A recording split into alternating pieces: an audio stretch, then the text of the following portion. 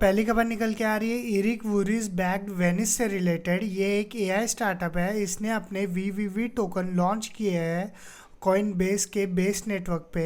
वीवीवी token Venice के API को accessible बनाता है और एजेंट्स को स्टेक करने की फैसिलिटी देता है ताकि उन्हें वेनिस के जनरेटिव टेक्स्ट, इमेज और कोड सर्विसेज का कंटिन्यूस एक्सेस मिल सके। स्टेकिंग करने से एजेंट्स वेनिस के ग्रोइंग एपीआई कैपेसिटी का शेयर सिक्योर कर सकते हैं। एयरड्रॉप में 50 मिलियन वीवीवी टोकन्स डिस्ट्रीब्यूट किए गए हैं। आपको क्या लगता है कि ये मॉडल क्रिप्टो और एआई इंडस्ट्री को एक नया डायरेक्शन दे सकता है? तो अगली खबर निकल के आ रही है बिटकॉइन से रिलेटेड। बिटकॉइन का 2025 के एंड तक का टारगेट 150 के डॉलर्स रखा है।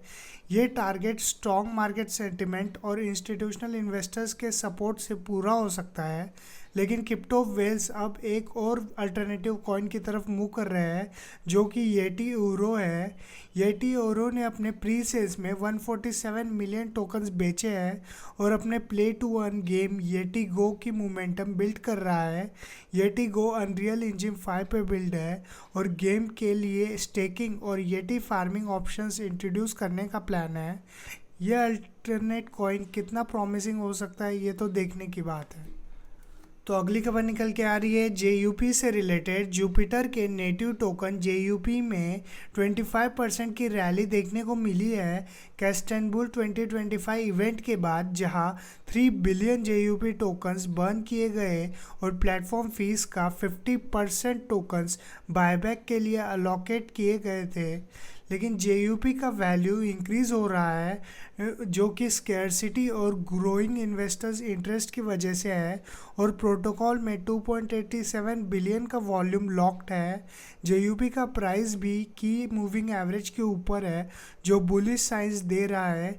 क्या ये रैली कंटिन्यू करने वाली है? आपको क्या लगता है? कमेंट सेक्शन में ज़रूर बताना।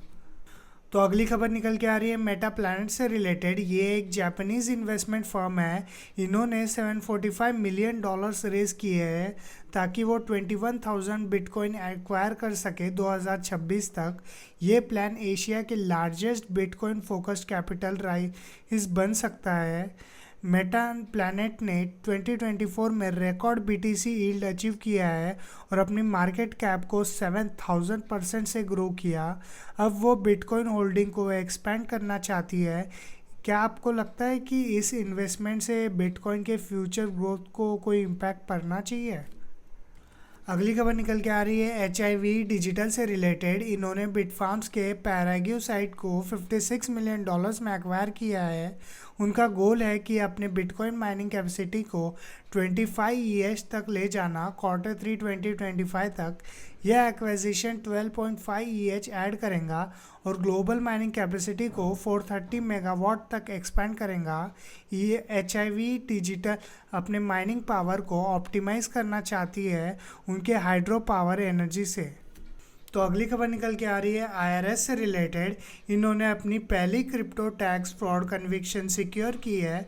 फ्रैंक रिचर्ड एल्ग्रीन 3 को 2 साल की प्रिजन सेंटेंस और 1.1 मिलियन डॉलर्स का फाइन दिया गया है। इन्होंने क्रिप्टो सेल्स पर टैक्स इवेड किया था। एल्ग्रीन ने कॉइन जॉइन मिक्सचर्स और पीयर टू पीयर सर्विसेज का यूज़ करके बिटकॉइन प्रॉफिट्स को हाइड किया गया था, लेकिन इन्वेस्टर्स ने ट्रांजैक्शन ट्रेस किए। ये कन्विक्शन क्रिप्टो टैक्स इवेजन के लिए एक लीगल प्रेसिडेंस सेट कर सकता है। तो अगली खबर निकल के आ रही है बाइनेंस से रिलेटेड। बाइनेंस सपोर्ट करेगा कार्डोन के प्लॉमिन हार्ड फॉर्क को जो कि कल 29 जनवरी को होने वाला है। यह अपडेट कार्डोन के डिसेंट्रलाइज गवर्नेंस मॉडल देगा जिसमें ADA होल्डर्स को नेटवर्क डिसीजंस पर वोट करने का हक मिलेगा। कार्डोन के FTSE Cardone enhancement field ETN भी लॉन्च हुआ है जो कि ट्रेडिशनल इन्वेस्टर्स को ADA के प्राइस पर DeFi यील्ड जनरेशन का इंडिकेशंस एक्सपोजर देगा।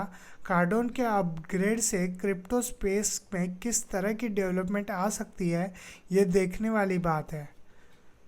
तो अगली खबर निकल के आ रही है ट्रम्प से रिलेटेड।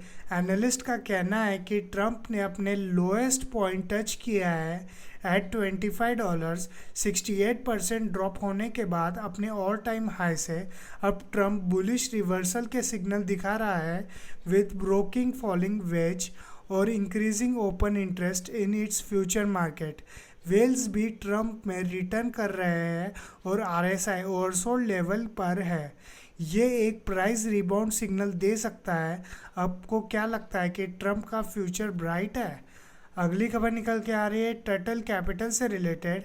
टर्टल कैपिटल ने 10 लेवरेज क्रिप्टो ETFs के लिए फाइल किया है, इंक्लूडिंग मीम कॉइन, ट्रम्प और मिलेनिया टोकन्स।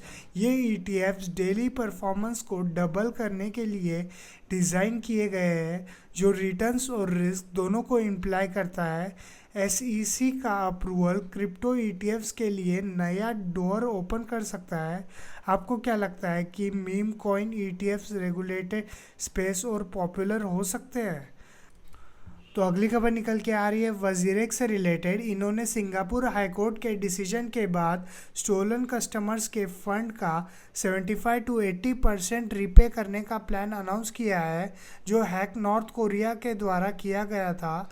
यूज़र्स के रिकवरी टोकन्स दिए जा रहे हैं, जो फ्यूचर प्रॉफिट्स और रिकॉप्ड स्टोलन फंड्स में शेयर कर देंगे। लेकिन क्या यूज़र्स अभी भी CEO पर डिले का इल्ज़ाम लगा रहे हैं? तो अगली खबर निकल के आ रही है रिटेल CBDC से रिलेटेड। इनका अपटेक लिमिटेड कंट्रीज़ में है, जैसे बहामास, जमैका और नाइजीरिया, क्योंकि कंज्यूमर्स को ट्रेडिशनल पेमेंट मेथड से शिफ्ट करने के लिए कोई स्ट्रॉन्ग इंसेंटिव नहीं मिल रहा है। प्राइवेसी कंसर्न्स और टेक्नोलॉजिकल चैलेंजेस भी उस वाइडली स्प्रेड एडॉप्शन को रोक रहे हैं। सेंट्रल बैंक्स को अपने CBDCs एडॉप्शन गोल अचीव करने में काफ़ी चैलेंजेस का सामना करना पड़ रहा है।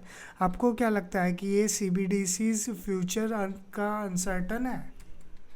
अगली खबर निकल के आ रही है बिटकॉइन से रिलेटेड। बिटकॉइन ETFs ने आउटफ्लो देखने को मिल रहा है फॉर द फर्स्ट टाइम 2017 के बाद 457.48 मिलियन विड्रॉ हो गए हैं और मार्केट सेल ऑफ ट्रिगर है।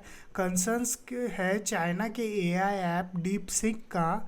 फिडेलिटी, FBTC और GBTC ने ज़्यादा आउटफ्लो देखा है, जबकि ब्लैक रॉक IBIT में इनफ्लो बढ़ा है। बिटकॉइन का प्राइस $1,05,000 से 9785 तक ड्रॉप हो गया है, लेकिन अब रिकवरी देखने को मिल रही है।